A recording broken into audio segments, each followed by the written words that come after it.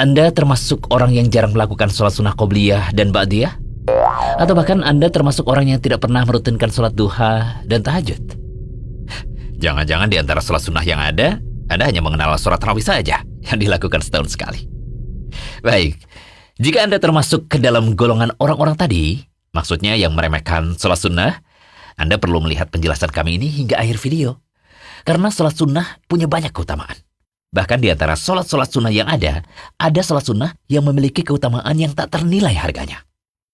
2 rakaat yang memiliki keutamaan. Sampai-sampai Rasulullah SAW tidak pernah meninggalkannya. Sebuah amalan ringan, tetapi syarat pahala yang tidak selayaknya disepelekan seorang hamba. Nah, untuk memotivasi Anda guna merutinkan sholat sunnah, berikut kami rangkum 6 keutamaannya. Pertama, sholat sunnah dapat menyempurnakan sholat wajib dan menambal kekurangannya. Dari Abu Hurairah, ia berkata bahwa Rasulullah SAW bersabda, sesungguhnya amalan yang pertama kali dihisab pada manusia di hari kiamat nanti adalah sholat. Allah Azza wa Jalla berkata kepada malaikatnya, dan dialah yang lebih tahu. Lihatlah pada sholat hambaku. Apakah sholatnya sempurna atau tidak? Jika sholatnya sempurna, maka akan dicatat baginya pahala yang sempurna. Namun jika dalam sholatnya ada sedikit kekurangan, maka Allah berfirman, lihatlah, apakah hambaku memiliki amalan sunnah? Jika hambaku memiliki amalan sunnah, Allah berfirman, sempurnakanlah kekurangan yang ada pada amalan wajib dengan amalan sunnahnya. Kemudian amalan lainnya akan diberlakukan seperti ini. Hadis riwayat Abu Daud, Ibnu Majah, dan Ahmad. Syekh Albani mengatakan bahwa hadis ini sahih. Ya, kita sadar bahwa sholat wajib yang kita lakukan pasti ada kurangnya. Entah gerakannya yang salah, bacaannya yang kurang tepat, atau bahkan tidak khusyuk ketika menjalankannya. Makanya kita dianjurkan untuk sholat sunnah rawatib guna menambal kekurangan sholat fardu kita. Keutamaan kedua, sholat sunnah bisa menghapus dosa dan meninggikan derajat. Ma'dan bin Abi Thalhah al-Yamari, ia berkata, aku pernah bertemu Tauban, bekas budak Rasulullah SAW. Lalu aku bertanya kepadanya, beritahukanlah kepadaku suatu amalan yang karenanya Allah memasukkanku ke dalam surga. Atau Ma'dan berkata, aku berkata pada Tauban, beritahukan padaku suatu amalan yang dicintai Allah. Ketika ditanya, Tauban malah diam. Kemudian ditanya kedua kalinya, ia pun masih diam. Sampai ketiga kalinya, Tauban berkata, aku pernah menanyakan hal yang ditanyakan tadi pada Rasulullah SAW. Beliau bersabda, hendaklah engkau memperbanyak sujud atau memperbanyak sholat kepada Allah. Karena tidaklah engkau memperbanyak sujud karena Allah, melainkan Allah akan meninggikan derajatmu dan menghapuskan dosamu. Lalu Ma'dan berkata, aku pun pernah bertemu dengan Abu Darda dan bertanya hal yang sama. Lalu sahabat Abu Darda menjawab sebagaimana yang dijawab oleh Tauban padaku. Hadis riwayat Muslim. Imam Nawawi rahimahullah berkata, hadis ini adalah dorongan untuk memperbanyak sujud. Dan yang dimaksud adalah memperbanyak sujud dalam sholat. Ya, cara memperbanyak sujud bisa dilakukan dengan memperbanyak sholat sunnah. Keutamaan ketiga, sholat sunnah akan mendekatkan kita dengan Rasul SAW di surga. Dari Rabi'ah bin Ka'ab al-Aslami radhiyallahu anhu, dia berkata, aku pernah bermalam bersama Rasulullah SAW. Lalu aku membawakan air wudunya dan air untuk hajatnya. Maka beliau berkata kepadaku, mintalah padaku.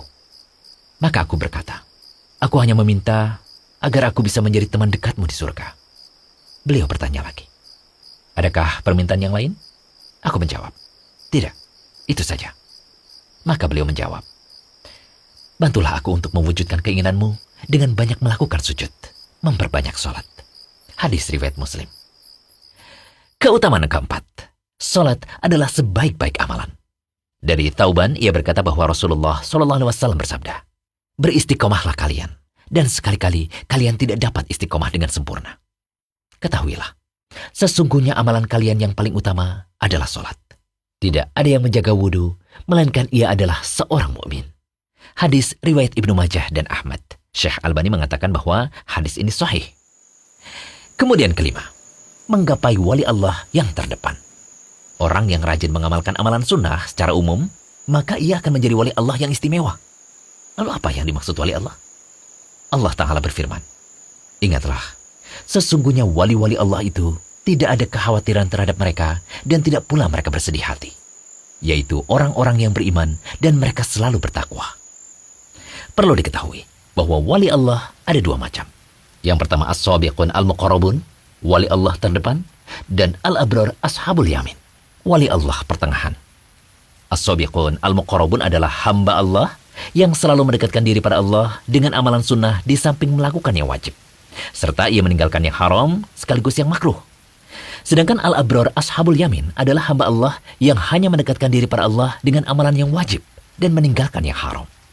Ia tidak membebani dirinya dengan amalan sunnah dan tidak menahan diri dari berlebihan dalam yang mubah.